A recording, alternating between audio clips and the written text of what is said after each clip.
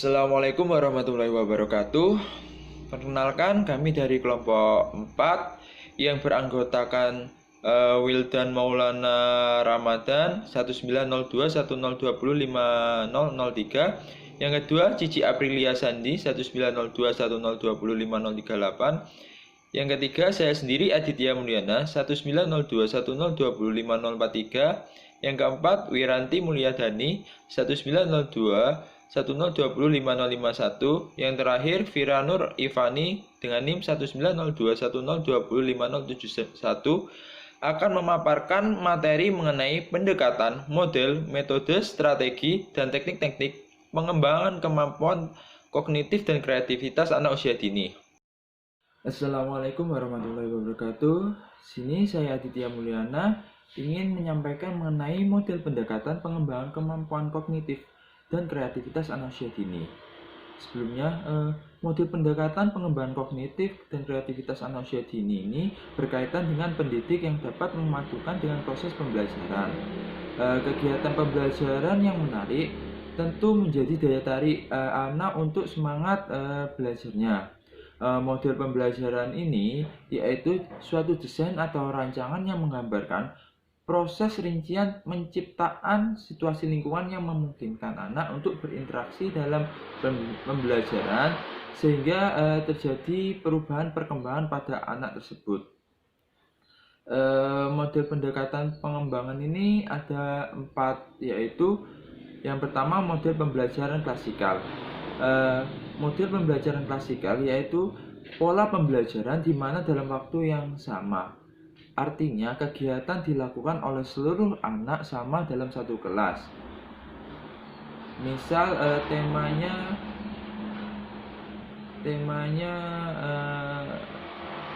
binatang.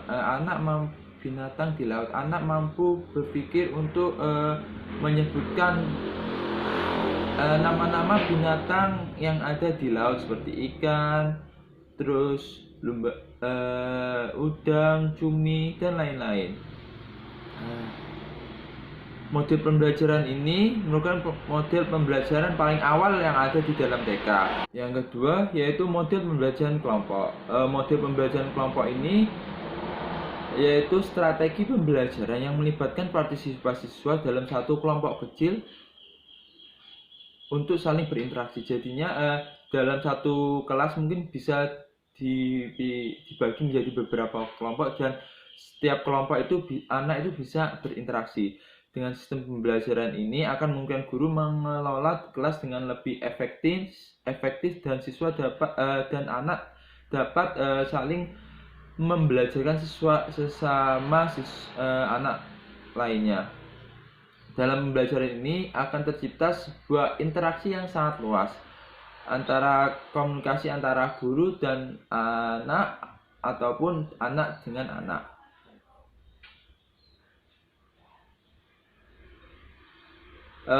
Model pembelajaran kelompok ini sangat efektif untuk anak usia dini karena antara guru dan siswa saling komunikasi dan anak-anak mendapatkan motivasi untuk belajar bertanggung jawab secara individu. Baik, yang ketiga yaitu model pembelajaran area. Model pembelajaran area ini memberikan kesempatan kepada anak untuk memilih dan melakukan kegiatan sendiri sesuai dengan minatnya. Pembelajaran ini dirancang untuk memenuhi kebutuhan spesifik anak dan menekankan prinsip individualisme pengalaman bagi setiap anak. Dalam model ini dibagi menjadi 3 kegiatan, yaitu kegiatan awal, inti, dan kegiatan penutup. Kegiatan awal biasanya seperti salam pembukaan, doa, terus pengenalan materi. Yang kedua kegiatan inti, pemberian tugas dan sebagainya. Yang ketiga kegiatan penutup itu mungkin bernyanyi-nyanyi lagi, berdoa, dan sebagainya. Dan model yang terakhir yaitu model pembelajaran BCCT, Beyond Center and Cycle Time. Model pembelajaran BCCT ini yaitu pendekatan pembelajaran yang dalam proses pembelajaran dilakukan di dalam bentuk lingkaran dan sentra bermain. Lingkaran ini yaitu saat dimana guru duduk bersama anak dengan posisi melingkar untuk memberikan pijakan sebelum dan sesudah bermain. Sentra bermain adalah zona atau area dengan seperangkat sebagai pijakan lingkungan yang diperlukan untuk mengembangkan seluruh potensi dasar anak didik dalam berbagai aspek perkembangan secara seimbang. Sentra yang dibuka setiap harinya disesuaikan dengan jumlah kelompok setiap sentranya. Sementara dari guru tugasnya lebih bersifat pasif daripada aktif. Dikatakan pasif karena tugas guru hanya sebatas memotivasi, memfasilitasi, mendampingi, dan menjadi fasilitator. Assalamualaikum warahmatullahi wabarakatuh. Perkenalkan, nama saya Wildan Maulana Ramadan dengan NIM 1901 020 5003. Di sini saya akan melanjutkan presentasi dari teman saya. Di sini saya akan menjelaskan mengenai pengembangan kemampuan kognitif dan kreativitas anak usia dini. Nah, di sini dalam mengembangkan kemampuan anak usia dini, maka pendidik dapat menerapkan program kegiatan bermain sambil belajar untuk anak usia dini. Nah, dengan menggunakan metode yang sudah ada di jenjang pendidikan anak usia dini. Nah, di sini salah satunya ada metode bermain. Metode bermain sendiri ialah metode latihan untuk mengkonsolidasikan berbagai pengetahuan dan keterampilan kognitif yang baru saja diketahui sehingga dapat berfungsi secara efektif dan efisien. Nah, di sini ada pula jenis-jenis bermain. Yang pertama ada bermain aktif. Bermain aktif di sini adalah bermain di mana anak cenderung melakukan kegiatan dengan melibatkan anggota tubuhnya. Misal bermain bola, bermain puzzle, serta memasukkan balok seperti itu. Di dalam bermain aktif ada pula jenis-jenis bermain aktif, antaranya tactic play. Di sini kegiatan yang memfokuskan jari jemari. Contohnya mengenal benda kasar dan benda halus. Yang kedua ada dramatic atau role play. Di sini kegiatan yang memfokuskan ke praktek. Yang ketiga ada functional play. Kegiatan ini memfokuskan kemampuan otot tubuh. Yang keempat ada konstruktif. Kegiatan ini sama halnya dengan dramatic atau role play, di mana kegiatan anak lebih difokuskan ke praktek. Selanjutnya ada bermain pasif. Bermain pasif sendiri ialah bermain yang cenderung anak tidak melibatkan anggota tubuhnya. Dalam bermain pasif ini, anak lebih cenderung menggunakan pemikiran daripada anggota tubuh. Misal, anak mendengarkan arahan atau perintah dari guru. Seperti itu. Kemudian akan dijelaskan oleh teman saya. Assalamualaikum warahmatullahi wabarakatuh. Perkenalkan, nama saya Cici Aprili Sandi dengan NIM 190210205038. Pada kesempatan kali ini saya akan menjelaskan tentang metode pengembangan kemampuan kognitif dan kreativitas anak usia dini, yaitu yang pertama, metode bercerita. Metode bercerita merupakan salah satu pemberian pengalaman belajar bagi anak usia dini dengan membawakan cerita kepada anak secara lisan. Cerita yang dibawakan guru harus menarik dan mengundang perhatian anak dan tidak lepas dari tujuan pendidikan bagi anak usia dini. Adapun teknik-teknik dalam bercerita kepada anak yaitu yang pertama membacakannya langsung dari buku cerita, yang kedua bercerita dengan menggunakan ilustrasi gambar dari buku, yang ketiga menceritakan dongeng, yang keempat bercerita dengan menggunakan papan flanel, yang kelima bercerita dengan menggunakan media boneka, yang keenam dramatisasi suatu cerita, yang ketujuh bercerita sambil memainkan jari-jari tangan. Tujuan metode bercerita bagi anak yaitu mengembangkan kemampuan berbicara dan memperkaya kosakata anak, yang terutama bagi anak-anak balita yang sedang belajar bicara. Yang kedua, bercerita merupakan proses mengenalkan bentuk-bentuk emosi dan ekspresif pada anak, misalnya marah, sedih, senang, dan gembira. Yang selanjutnya yaitu dapat menyajikan cerita-cerita lucu yang menyenangkan bagi anak. Yang selanjutnya yaitu metode karya wisata. Karya wisata merupakan salah satu metode melaksanakan kegiatan pengajaran di taman kanak-kanak dengan cara mengamati dunia sesuai dengan kenyataan yang ada secara langsung yang meliputi manusia, hewan, tumbuh-tumbuhan, dan benda-benda lainnya. Pengamatan ini juga diperoleh melalui panca indera, yaitu mata, telinga, hidung, dan tangan. Metode karya wisata sering diidentikan dengan kegiatan dharma wisata atau rekreasi yang hanya dilaksanakan di akhir tahun. Padahal metode karya wisata merupakan suatu metode yang memungkinkan pendidik untuk mengajak anak berkunjung ke suatu tempat dan mempelajari sesuatu hal secara lebih mendalam. Dengan hal ini, melalui karya wisata diharapkan anak mendapat kesempatan yang luas untuk melakukan kegiatan dan dihadapkan dengan berbagai macam benda yang dapat menarik perhatiannya, memenuhi kebutuhan rasa ingin tahunya, dan mengadakan kajian terhadap fakta yang dihadapi secara langsung. Karya wisata memberi kesempatan anak untuk melihat, mendengar, mengecap, dan meraba tentang benda-benda di sekitarnya. Manfaat dari metode karya wisata bagi anak yaitu dapat dipergunakan untuk merangsang minat mereka terhadap sesuatu. Yang kedua, memperluas informasi yang telah diperoleh di kelas. Yang ketiga, memberikan pengalaman mengenai kenyataan yang ada. Yang kelima, dapat menambah wawasan melalui karya wisata anak.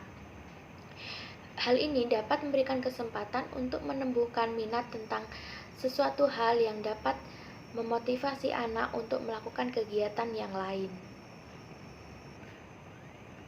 Yang selanjutnya yaitu metode bercakap-cakap. Menurut Mas Clayton pada tahun 2004 menyatakan bahwa bercakap-cakap berarti saling mengkomunikasikan pikiran dan perasaan secara verbal atau mewujudkan kemampuan bahasa reseptif dan bahasa ekspresif. Bercakap-cakap dapat pula diartikan sebagai dialog atau sebagai perwujudan reseptif dan bahasa ekspresif dalam suatu situasi. Sedangkan tujuan metode ini adalah dapat diarahkan pada pengembangan aspek perkembangan anak yang sesuai dengan kegiatan ini, antara lain pengembangan aspek kognitif, bahasa sosial, emosional, dan konsep diri. Yang selanjutnya yaitu metode demonstrasi. Demonstrasi berarti menunjukkan, mengerjakan, dan menjelaskan. Jadi dalam demonstrasi ini ditunjukkan dan dijelaskan cara-cara mengerjakan sesuatu. Meliputi demonstrasi diharapkan anak dapat mengenal langkah-langkah pelaksanaan suatu kegiatan. Tujuan dari metode ini adalah peniruan terhadap model yang dapat dilakukan agar anak dapat meniru contoh perbuatan yang didemonstrasikan oleh guru. Yang selanjutnya yaitu metode proyek. Metode proyek merupakan metode pembelajaran yang dilakukan anak untuk melakukan pendalaman tentang suatu topik pembelajaran yang diminati satu atau beberapa anak. Selain itu, metode proyek juga merupakan salah satu pemberian pengalaman belajar dan dengan menghadapkan anak pada persoalan sehari-hari yang harus dikerjakan secara berkelompok. Metode proyek dapat memberikan kesempatan kepada anak untuk mengekspresikan pola berpikir, keterampilan, dan kemampuannya untuk memaksimalkan sejumlah permasalahan yang mereka hadapi, sehingga memiliki peluang untuk terus berkreasi dan mengembangkan diri secara seoptimal mungkin. Yang selanjutnya yaitu metode pemberian tugas. Metode pemberian tugas merupakan tugas atau pekerjaan yang sengaja diberikan kepada anak yang harus dilaksanakan dengan baik. Tugas diberikan kepada anak untuk memberikan kesempatan kepada mereka untuk menyelesaikan tugas yang didasarkan pada petunjuk langsung dari guru yang dipersiapkan, sehingga anak dapat menjalani secara nyata dan melakukan dari awal sampai tuntas tugas yang diberikan kepada anak secara perseorangan atau kelompok. Kemampuan berpikir ini meliputi kemampuan yang paling sederhana sampai pada kemampuan yang paling kompleks, yakni dari kemampuan mengingat sampai dengan kemampuan memecahkan masalah. Sekian dari saya, selanjutnya akan dijelaskan oleh rekan saya. Assalamualaikum warahmatullahi wabarakatuh. Perkenalkan, saya Wiranti Mulyadani, NIM 5051. Di sini saya akan sedikit menjelaskan materi tentang strategi pengembangan kognitif dan kreativitas pada anak usia dini. Untuk yang pertama yaitu strategi pengembangan kemampuan kognitif anak usia dini dan kreativitas pada anak usia dini. Yang pertama yaitu mengembangkan kemampuan berpikir logis pada anak. Nah, kemampuan berpikir logis pada anak itu biasanya berkaitan dengan kecerdasan matematis. Nah, biasanya anak yang suka berpikir logis ini memuat kemampuan dalam menganalisis pola, angka-angka, dan pemecahan masalah dengan kemampuannya dalam berpikir. Untuk yang kedua yaitu mengembangkan kecerdasan logika matematika anak. Nah, biasanya anak dengan kecerdasan matematika yang tinggi cenderung suka dengan aktivitas berhitung dan lebih suka dengan hal-hal yang menantang. Sehingga nantinya anak itu proses kognitifnya itu akan cenderung lebih suka hal-hal yang baru. Untuk yang ketiga yaitu menemukan hubungan sebab akibat. Nah, maksudnya yaitu ketika kita memberi persoalan yang sulit kepada anak tersebut, nah anak itu pasti akan selalu berusaha menemukan permasalahan dan berusaha akan menemukan pemecahan dari permasalahan tersebut. Untuk selanjutnya yaitu media pengembangan untuk meningkatkan kemampuan berpikir pada anak.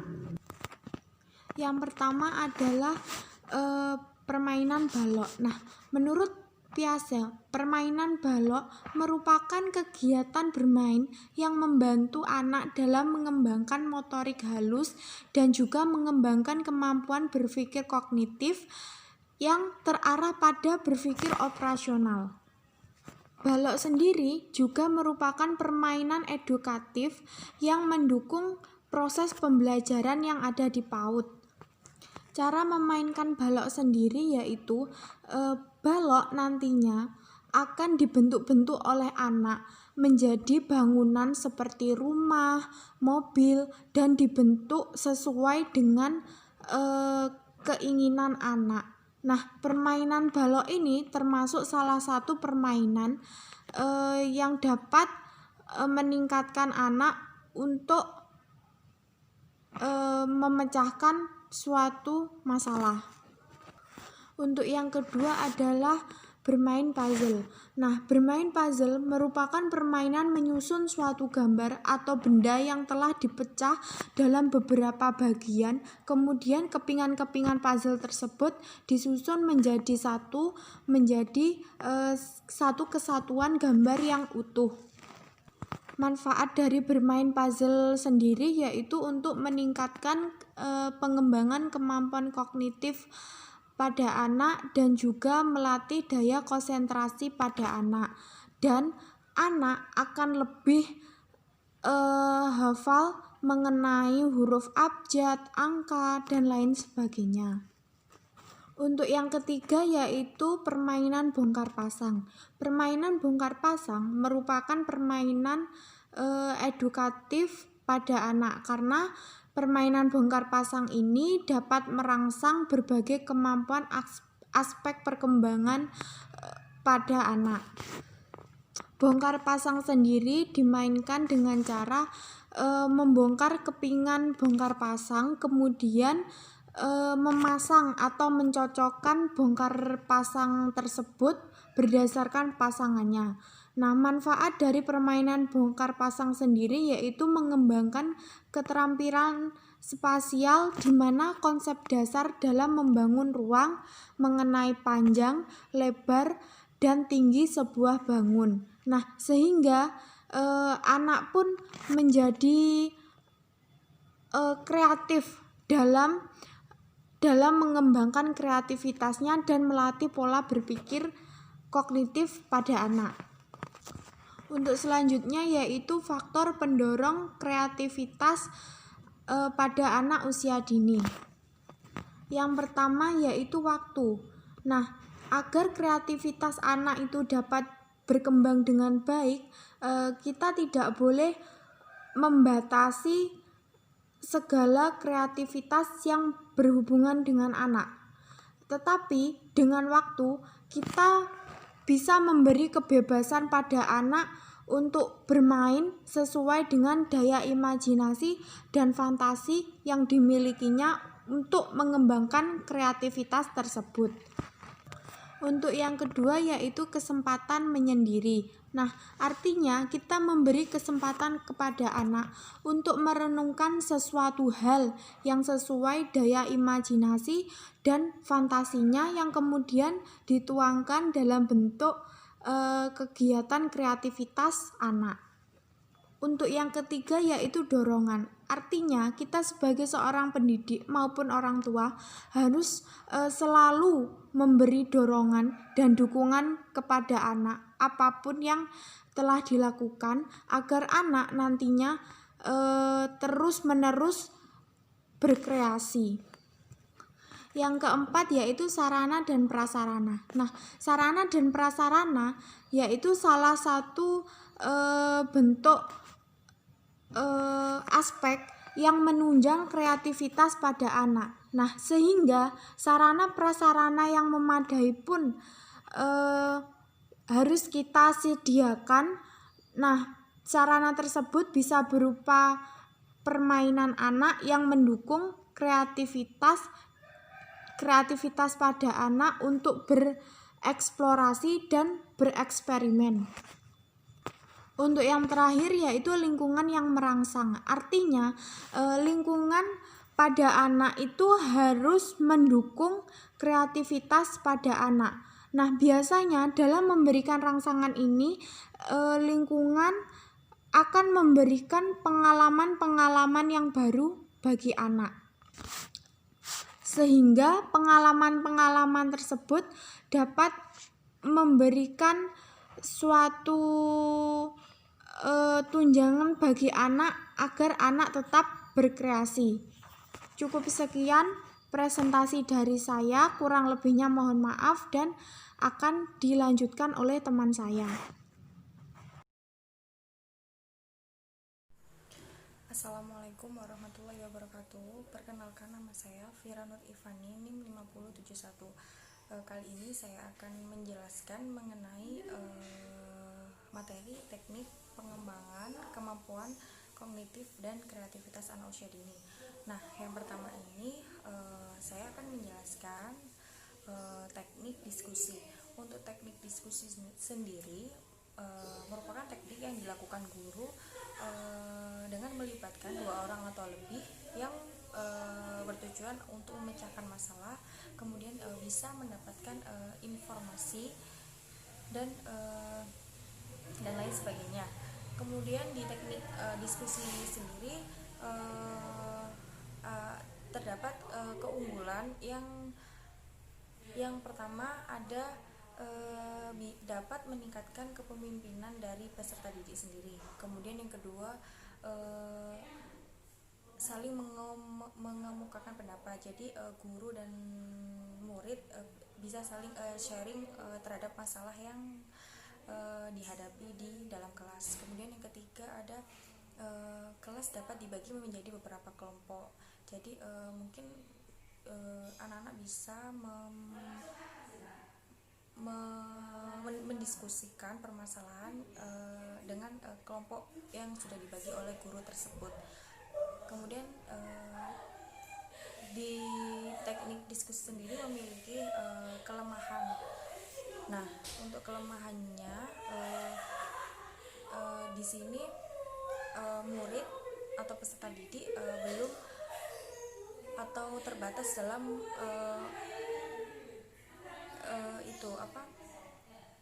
informasi.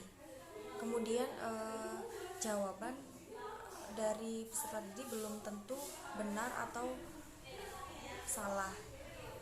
Nah, kemudian yang kedua ini saya akan menjelaskan mengenai teknik kerja kelompok.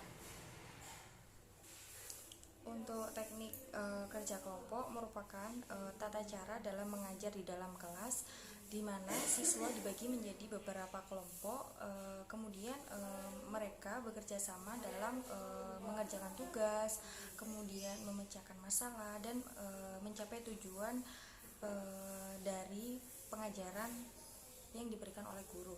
Kemudian kelebihan dari teknik kerja kelompok sendiri, yang pertama adalah lebih leluasa dalam bertanya dan membahas mengenai masalah yang dihadapi. Kemudian yang kedua, guru lebih fokus terhadap anak. Kemudian yang ketiga, sama dengan teknik diskusi, bisa mengembangkan kepemimpinan anak usia dini. Kemudian ada kelemahan dari teknik kerja kelompok. Yang pertama ada strategi tersebut biasanya menuntut peraturan tempat duduk dan gaya belajar. Kemudian yang kedua, keberhasilan kelompok dapat dilihat dari kemampuan siswa dalam memimpin suatu kelompok. Kemudian yang ketiga ada teknik brainstorming. Teknik ini merupakan teknik yang dilakukan guru dengan memberikan suatu masalah di dalam kelas, kemudian murid atau peserta didik memberikan pendapatnya atau komentar terhadap masalah yang diberikan. Tujuan dari teknik ini agar anak bisa memberikan pendapatnya dari masalah tersebut. Kemudian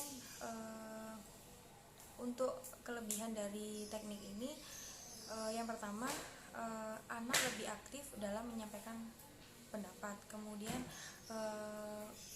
bisa meningkatkan siswa berpikir secara kreatif. Kemudian yang ketiga, melatih siswa siap untuk berpendapat mengenai masalah yang diberikan oleh guru. Untuk kelemahannya dari teknik brainstorming sendiri, yang pertama, guru kurang memberi waktu terhadap murid dalam memberikan pendapat. Kemudian yang kedua, guru hanya menampung pendapat dari murid, kemudian guru belum sempat menyimpulkan apa yang terjadi dari masalah tersebut, atau guru belum memberikan solusi yang terbaik dari permasalahan yang diberikan. Kemudian yang ketiga, anak yang kurang paham selalu ketinggalan dalam teknik yang diterapkan dari guru tersebut.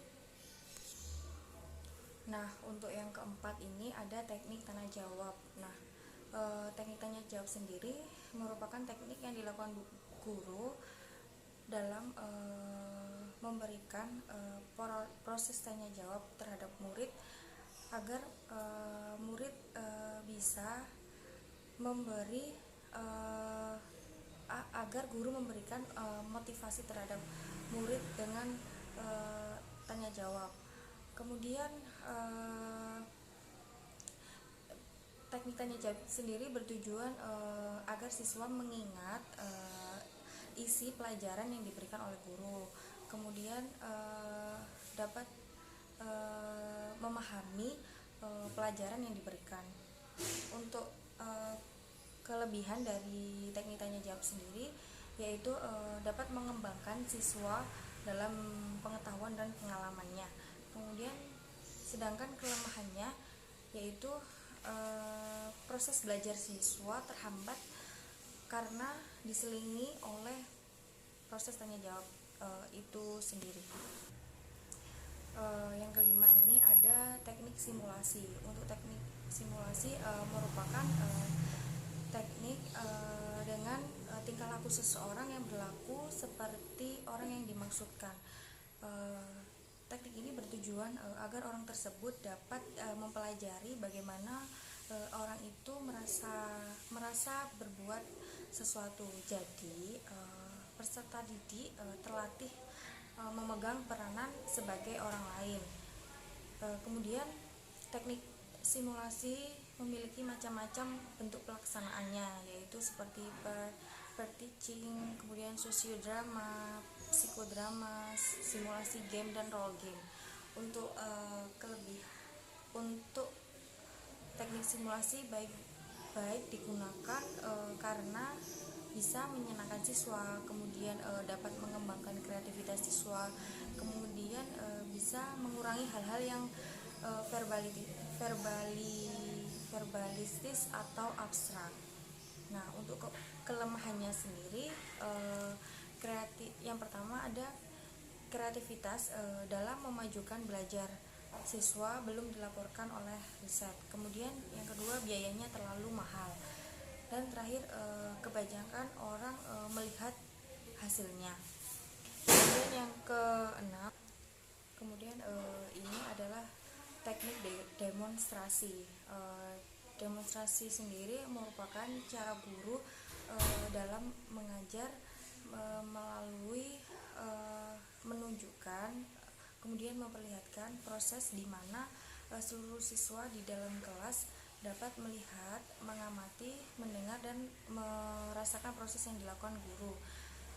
Dengan melakukan teknik ini, proses penerimaan siswa terhadap pelajaran akan lebih terkesan secara mendalam, sehingga bentuk pengertiannya baik dan sempurna. Untuk kelebihan dari teknik demonstrasi sendiri, lebih memperhatikan pelajaran yang sudah diberikan. Kemudian ketika ada kesalahan dalam teknik demonstrasi dapat diatasi melalui pengamatan dan contoh yang konkret. Kemudian untuk kelemahannya, media atau alat yang digunakan kalau tidak atau kecil akan tidak terlihat dari siswanya. Nah, untuk yang terakhir ada teknik karya wisata. Nah, yaitu guru mengajak anak untuk mengunjungi suatu tempat, dan di tempat tersebut mereka bisa mengamati atau memperhatikan apa yang dikenalkan oleh guru atau pendidik. Kemudian untuk kelebihannya, siswa dapat berpartisipasi melalui kegiatan yang diadakan petugas pada objek wisata, serta mengalami dan menghayati langsung pekerjaan petugas tersebut. Kemudian yang kedua, siswa dapat melihat berbagai kegiatan petugas secara individu maupun kelompok. Kemudian yang ketiga ada anak dapat bertanya jawab kepada petugas mengenai tempat yang dikunjungi. Sedangkan kelemahan dari karya wisata sendiri yaitu teknik ini dilakukan di luar sekolah, sehingga tempat kesekolahannya cukup jauh, maka perlu transportasi dan biaya yang cukup dalam berpergian ke suatu tempat yang akan dikunjungi dalam teknik karya wisata ini. Sekian dari saya dan teman-teman. Kurang lebihnya saya mohon maaf. Wabillahi taufiq wal hidayah. Wassalamualaikum warahmatullahi wabarakatuh.